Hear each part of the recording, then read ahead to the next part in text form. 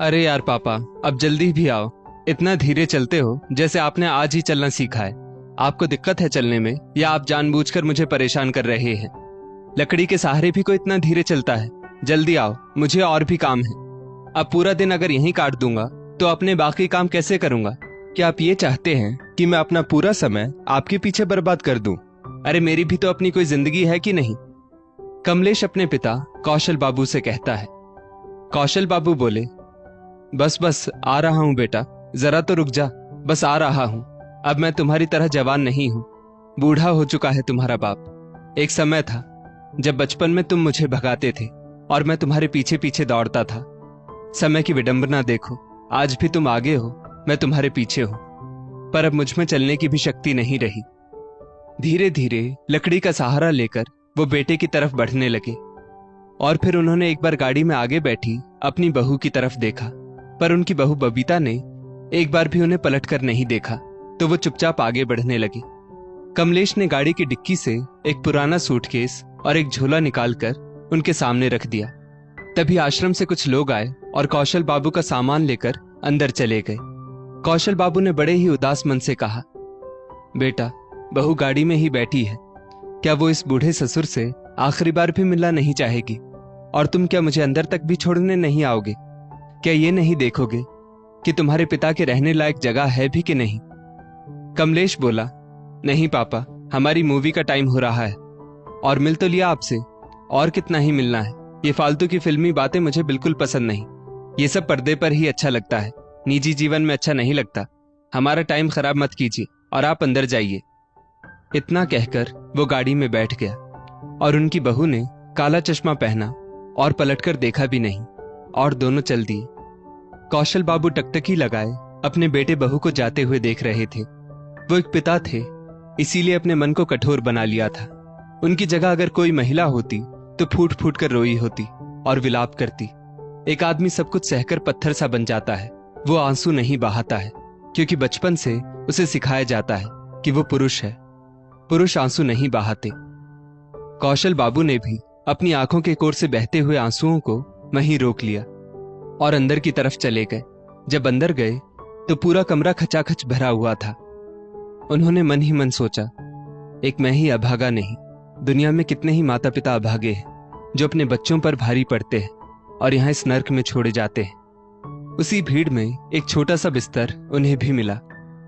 कौशल बाबू ने सबके साथ बैठकर खाना खाया और अपने बिस्तर पर आकर लेट गए, पर नींद उनकी आंखों से अपना मुंह मोड़ चुकी थी। वहीं पास में एक छोटी सी खिड़की थी जिससे चांद नजर आ रहा था। कौशल बाबू चांद को देखने लगे और पुरानी यादों में चले गए। जब उनकी पत्नी सुनैना उनके जीवन में आई थी, वो जी जान से कौशल बाबू के साथ उनके माता पिता की सेवा करती थी और पूरे घर को संभालती थी। कभी ये नहीं कहती थी कि देवर देवरानी सास ससुर की जिम्मेदारी क्यों नहीं उठाते हैं। किराने की दुकान से जो भी मुनाफा आता उसी से घर चलता। देखते ही देखते कौशल बाबू 3-3 बेटों के पिता बन गए। सब कहते थे, बड़े भाग्यशाली हो जो 3-3 बेटे हो गए, विधाता हर किसी को ऐसी किस्मत दे। समय बीतता गया, सास परलोक सिधार गई। अपने पीछे ससुर की जिम्मेदारी वो बहू सुनैना पर छोड़ गई। सुनैना के व्यवहार में तनिक भी बदलाव नहीं आया। वो पहले जैसे सेवा करती थी अभी भी करती रही। कौशल बाबू भी अपने पिता को कभी निराश नहीं करते थे और ना ही कभी उन्हें अकेला छोड़ते थे। उनके पिता हमेशा उन दोनों को यही आशीर्वाद देते कि जो जैसा करता है उसे वैसा ही मिलता है। तुम दोनों मेरी इतनी सेवा कर रहे हो, देखना तुम्हारे तीनों बेटे भी तुम दोनों की खूब सेवा करेंगे। उस रोज कौशल बाबू के पिताजी मानो जीवन से संतुष्ट हो गए थे और उस रात जो सोए तो फिर जगे ही नहीं। समय बीता, कौशल बाबू इस दर्द से भी गुजर गए और अपने रोज के कामों में लग गए। देखते देखते तीनों बेटे अपने अपने क्षेत्र में सफल हुए। बड़े बेटे कमलेश की शादी माता पिता ने अपनी पसंद से की थी, दूसरे बेटे रमेश की शादी उसने अपनी पसंद से की थी और तीसरे ने कॉलेज में ही अपने लिए लड़की पसंद कर ली थी। और देखते ही देखते तीनों अपने अपने परिवार के साथ रहने लगे। तीज त्योहार पर घर आते, धीरे धीरे वो भी बंद होने लगा। कौशल बाबू और सुनैना जी इतने बड़े घर में बिल्कुल अकेले हो गए थे। एक दिन सुनैना जी बोली, सुनो जी, इस घर में अब मैं अकेली नहीं रहूंगी, मैं भी अपने बेटे बहू के साथ रहना चाहती हूँ। आखिर मैं कब तक चूल्हा चौका करती रहूंगी? अरे मैं भागो वाली हूँ, 3 बहुओं की सास हूँ। मैं भी अब उनके हाथों का गर्मा गर्म खाना खाना चाहती हूँ। एक समय था, ये घर लोगों से भरा रहता था।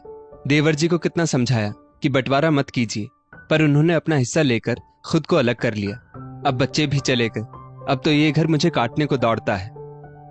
कौशल बाबू बोले, हाँ सुनैना, अब मेरा भी काम करने का मन नहीं करता। मैं भी पोते पोतियों के साथ रहना चाहता हूँ। कौशल बाबू ने उत्साह में कमलेश को फोन किया तो उसने फोन नहीं उठाया। उन्होंने फिर से 2-3 बार लगाया तो बेटे ने फोन उठाया और बोला, क्या है पापा, अगर मैं फोन नहीं उठा रहा हूं तो समझ में नहीं आ रहा कि मैं व्यस्त हूं। बार बार फोन करके क्यों परेशान कर रहे हैं? घर जाऊंगा फिर मैं आपसे बात करूंगा। इतना कहकर उसने फोन कट कर दिया। कौशल बाबू को हैरानी हुई कि बेटे ने इस तरह से बात क्यों की। फिर उन्हें लगा हो सकता है काम की टेंशन होगी। दिन से रात हो आई थी। जब बेटे ने फोन नहीं किया तो कौशल बाबू ने दोबारा फोन लगाया। कमलेश बोला, पापा अभी हम बाहर खाना खाने आए हैं, मैं आपसे सुबह बात करूंगा।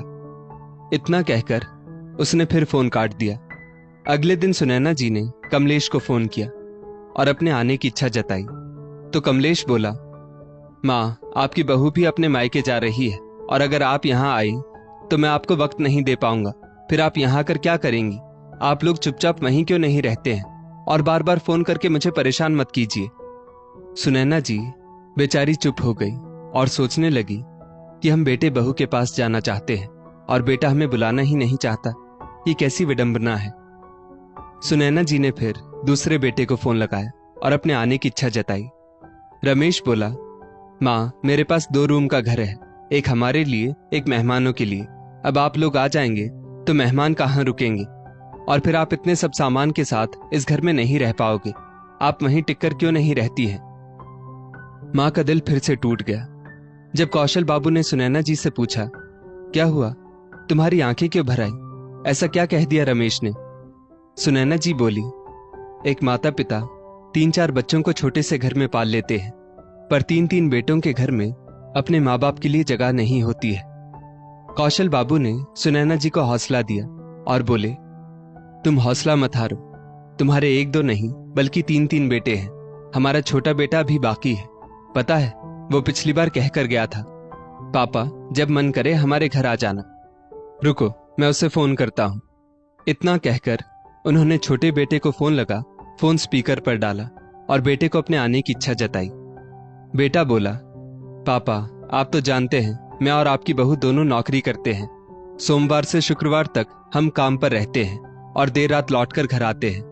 फिर शनिवार और रविवार हम कहीं ना कहीं घूमने चले जाते हैं। यहाँ आकर भी आपको अकेले ही रहना पड़ेगा, तो वहीं रहिए, यहाँ आने की क्या जरूरत है। सुनैना जी की आखिरी उम्मीद भी टूट गई और वो वहीं चक्कर खाकर बिस्तर पर गिर पड़ी। उस दिन जो उन्होंने बिस्तर को पकड़ा उसके बाद उठी नहीं, मानो उन्हें कितना बड़ा सदमा लगा हो और जीवन से कोई उम्मीद ही ना हो। एक रोज कौशल बाबू बिस्तर पर ही सुनैना जी को खाना खिला रहे थे तो वो खाने से इनकार करते हुए बोली, सुनो जी, लोग मुझे भागो वाली कहते थे, पर मुझे एक इस जन्म का फल मिल रहा है। मैंने तो सास ससुर बच्चों सबके लिए सब किया, पर आज मेरे बच्चों के पास ही मेरे लिए वक्त और जगह दोनों की कमी हो गई। ऐसा कैसे हो गया? जैसे जैसे समय बीत रहा था सुनैना जी के जीने की इच्छा खत्म होती जा रही थी। कौशल बाबू ने तीनों बेटों को सूचना दी, पर उन तीनों के आने से पहले ही सुनैना जी ने प्राण त्याग दिए। बेटे आए, क्रियाकर्म की विधि हुई। जब तीनों बेटे जाने लगे तो आस पड़ोस के लोग कहने लगे, अब तक तो पत्नी के साथ रहते थे, अब कैसे रहेंगे। आखिरकार कमलेश को घर पर ताला लगाकर कौशल बाबू को अपने साथ ले जाना पड़ा। एक दिन तो अच्छे से बीता। अगले दिन जब बहू ने खाना दिया तो कौशल बाबू बोले, बहू मैंने कल कुछ नहीं कहा, पर रोटी थोड़ी मुलायम बनाया करो, ऐसी रोटी मुझसे टूटती नहीं है। बहू गुस्से में भड़क कर बोली, एक तो रोटी बनाकर दे रही हूं, ऊपर से नखरे दिखा रहे हैं। अगर इतनी दिक्कत है तो खुद से रोटी बना लिया कीजिए, यहाँ तो ऐसी ही रोटी मिलेगी। खानी है तो खाइए, नहीं तो पानी पीकर सो जाइए। इतना कहकर वो अपने कमरे में चली गई। तभी कमरे से कमलेश निकल कर आया और बोला, पापा जो मिलता है चुपचाप खा लिया कीजिए, वरना जो मिल रहा है वो भी बंद हो जाएगा। बोल तो आप ऐसे रहे हैं जैसे जब हम आपके साथ रहते थे तो आप रोज मालपुए खाते थे। बहू खाना बनाकर दे रही है, ये क्या कम है? बेचारे कौशल बाबू मुंह में रोटी का जो कौर था उसे भी बिना चबाए ही निकल गए। जब भी कौशल बाबू अपने पोते पोती के साथ खेलते तो बहू उन्हें 4 बातें सुनाती और कहती, अपनी गंवार बातों को मेरे बच्चों के सामने मत बोला कीजिए, मेरे बच्चे बिगड़ जाएंगे। और अपने बच्चों को वो लेकर चली जाती थी। बेचारे कौशल बाबू वहां भी दुखी और अकेले हो जाते थे।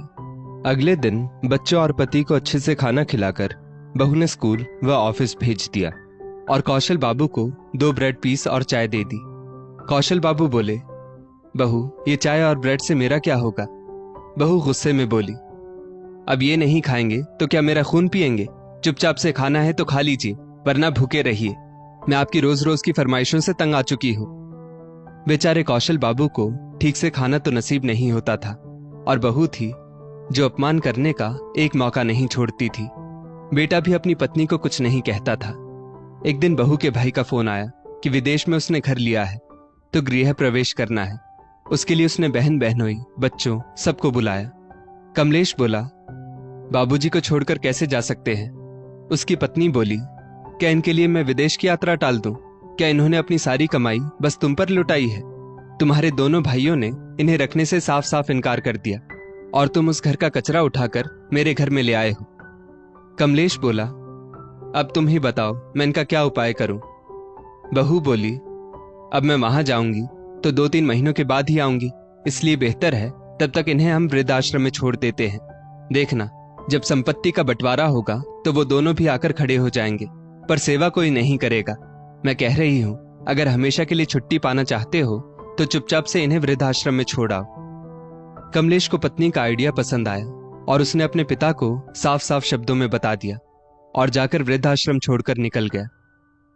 चांद से सवाल करते करते कौशल बाबू की कब आंख लग गई पता भी नहीं चला। सुबह सूरज से ये पूछने लगे कि जिनके 3-3 बेटे होते हैं क्या उनकी किस्मत ऐसी लिखी होती है? बेचारे 1 महीना बीता, 2 महीने बीते, पर कोई लेने नहीं आया।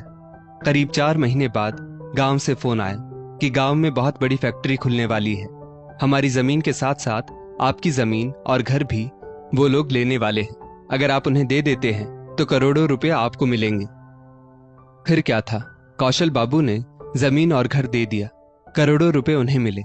ये खबर दोनों बेटों तक पहुंच गई। दोनों बेटे आश्रम तक पहुंच गए और बोले, पापा भैया ने आपके साथ सही नहीं किया, आप हमारे साथ चलकर रहिए। कौशल बाबू ने सोचा, रिश्तेदारों ने जो भविष्यवाणी की थी वो तो बिल्कुल इससे उल्टी थी। आज लालच में आकर अपने पिता को लेने आए हैं। जब मेरे पास कोई नहीं था तो अपनी मां के बारे में एक बार नहीं सोचा। कौशल बाबू ने दोनों बेटों को 2 टूक जवाब सुना दिया। मैं यहां से कहीं नहीं जाऊंगा, तुम यहां खुद नहीं आए हो, बल्कि लालच तुम्हें खींच कर लाया है। तभी वहां एक गाड़ी रुकी और उसमें से कमलेश निकला और बोला, चलिए पापा आप मेरे साथ चलिए, वैसे भी तो आप मेरे ही साथ रहते थे। कौशल बाबू बोले, तुम तीनों आज बाप के लिए नहीं बल्कि उन करोड़ों रुपयों के लिए लड़ रहे हो, पर मेरी बात कान खोलकर सुन लो। इन पैसों में से एक फूटी कौड़ी भी तुम लोगों को नहीं मिलेगी। मैं अपने लिए कुछ पैसे रखकर बाकी के सारे पैसे वृद्धाश्रम में दान कर दूंगा। सम्मान की रोटी पेट भरकर यहीं खाऊंगा और अपनी अंतिम सांस भी यहीं लूंगा। मुझसे बुरी हालत में जो भी मेरे साथी हैं मैं उनकी सहायता करूंगा, पर तुम्हारे दरवाजे पर कभी नहीं जाऊंगा। इतना कहकर कौशल बाबू अंदर चले गए और तीनों बेटे खाली हाथ वापस लौट गए। दोस्तों, सोचने वाली बात है, माता पिता हम बच्चों को पाल लेते हैं, पर हम अकेले हों या 4 भाई बहन एक माता पिता को नहीं रख पाते हैं। इस स्टोरी को लेकर आपकी क्या राय है नीचे कमेंट करके जरूर बताइएगा और ऐसी ही और भी बेहतरीन वीडियोस के लिए हमारा पेज जरूर फॉलो करें। धन्यवाद।